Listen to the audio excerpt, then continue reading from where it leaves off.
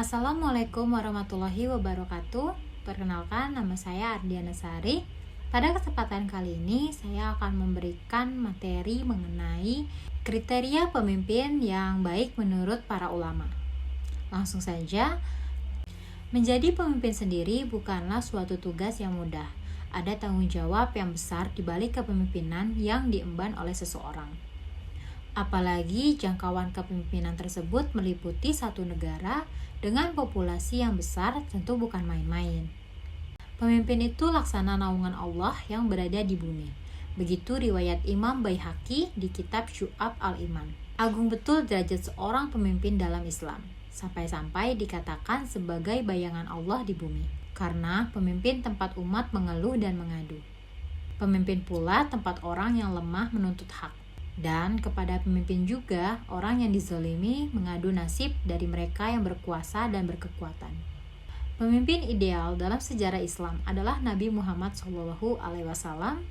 Dan untuk menakar kepemimpinan yang ideal, ada 3 dari 4 sifat wajib bagi para nabi dan rasul berupa sidik atau jujur, amanah, dipercaya, fatonah, cerdas, dapat menjadi landasan kriteria kepemimpinan yang baik. Yaitu yang pertama, memiliki sifat yang adil.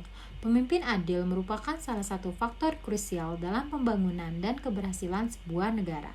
Sebuah negara yang dipimpin oleh pemimpin adil memiliki potensi untuk menciptakan masyarakat yang stabil, sejahtera, dan harmonis.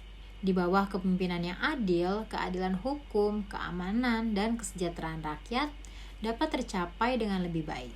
Kedua, mempunyai pengetahuan yang luas untuk membuat peraturan dan ijtihad dalam persoalan kenegaraan yang muncul. Dalam era globalisasi yang semakin kompleks dan terhubung erat, peran seorang pemimpin dalam menghadapi tantangan geopolitik dan geoekonomi global menjadi semakin krusial. Pengetahuan luas mengenai masalah-masalah tersebut menjadi kunci dalam merumuskan kebijakan dan strategi yang tepat untuk kepentingan negara dan rakyatnya. 3. Sehat panca indera, baik pendengaran, penglihatan, lidah, dan sebagainya. Keempat, tidak ada kekurangan dalam anggota tubuhnya yang menghalangi untuk bangun dan bergerak. Terkait keterbatasan fisik, ulama seperti Ibnu Khaldun dalam Al-Muqaddimah membedakan antara cacat tubuh mutlak yang mencegah seseorang atau khalifah pemimpin untuk menjalankan tugasnya seperti buta, bisu, tuli, amputasi tangan, atau kaki. Dalam kondisi ini, calon tersebut tidak memenuhi syarat untuk menjadi khalifah. Namun, jika hanya sekedar bungkuk atau tuli pada salah satu telinganya atau kehilangan salah satu tangannya, dalam kondisi ini calon tersebut tetap memenuhi syarat untuk menjadi pemimpin. 5 adalah mempunyai visi pemikiran yang baik sehingga dapat menciptakan kebijakan yang berpihak pada rakyat dan mampu mewujudkan kemaslahatan bagi masyarakat. Dalam konteks negara modern, seorang pemimpin harus memiliki visi pembangunan berkelanjutan. Keenam, harus memiliki keberanian dan mampu menjaga rakyat dari serangan musuh. Pasalnya, pemimpin yang kuat mampu memberikan stabilitas dan keamanan dalam negara. Sosok pemimpin yang kuat dan berani dapat mengatasi tantangan keamanan internal maupun eksternal, mencegah kerusuhan sosial, dan menjaga ketertiban di masyarakat. Lebih lagi di tengah ancaman terorisme dan separatisme. Pemimpin yang berani dibutuhkan untuk mewujudkan kedamaian di tengah masyarakat.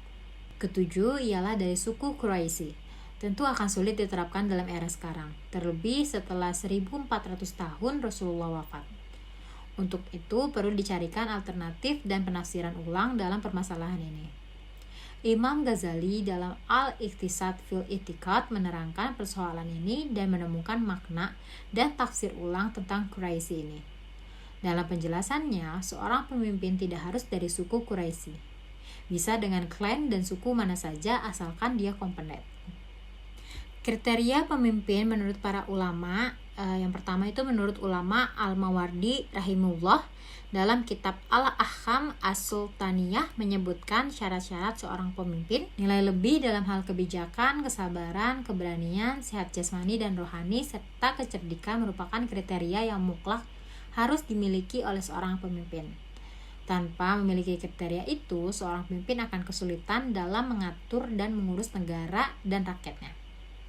Yang kedua, menurut ulama Imam Mawardi dalam Al-Ahkamus Sultaniyah wal Wilalayatul Diniyah halaman 19, Imam Mawardi, pencetus konsep politik Islam klasik, menulis dalam Al-Ahkamus Sultaniyah wal Wilalayatul Diniyah halaman 19 bahwa ada 7 syarat utama seorang diangkat menjadi pemimpin.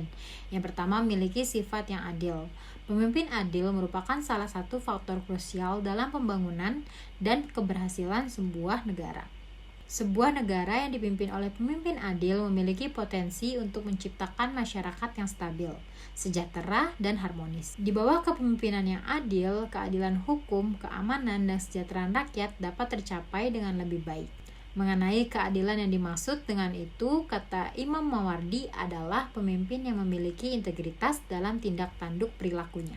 Pemimpin adil itu tambahnya menjauhkan diri dari perbuatan dan keadaan yang menyebabkan dosa dan kemaksiatan.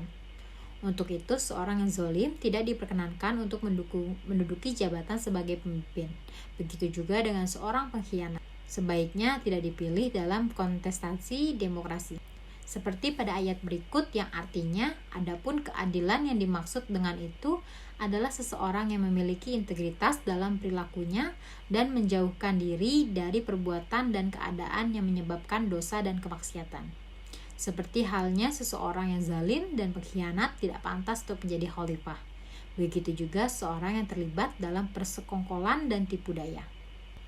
Untuk selanjutnya adalah pendapat dari Abdul Razak Ahmad Sanhuri. Dalam kitab Fiqhul Khilafati wal Tawaruha lil Tasbihi Asbati Umami Asyi Syarkiyah, syarat pemimpin itu memiliki pengetahuan yang luas, tidak cukup hanya menjadi seorang alim, tapi ia juga harus mencapai tingkat ijtihad dalam usul dan furu secara bersamaan. Karena tujuan utama dari kepemimpinan adalah untuk menjaga keyakinan, menyelesaikan masalah, dan menyelesaikan perselisihan.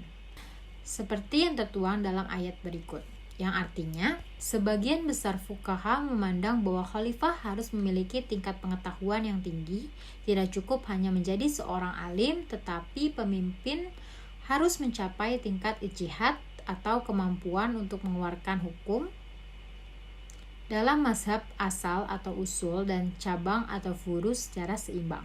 Jadi bisa diambil kesimpulan beberapa kriteria pemimpin yang baik, yaitu pertama, adil dengan ketentuan-tentuannya. Kedua, ilmu yang bisa mengantar kepada ijtihad dalam menerapkan permasalahan kontemporer dan hukum-hukum. Ketiga, sehat jasmani berupa pendengaran, penglihatan, dan lisan agar ia dapat langsung menangani tugas kepemimpinannya. Yang keempat, normal, tidak cacat yang tidak menghalangi untuk bergerak dan bereaksi. Kelima, bijak yang bisa digunakan untuk mengurus rakyat dan mengatur kepentingan negara. 6. Keberanian yang bisa digunakan untuk melindungi wilayah dan memerangi musuh. Sekian materi pembelajaran dari saya. Semoga apa yang saya sampaikan akan menjadi manfaat untuk kita semua. Assalamualaikum warahmatullahi wabarakatuh.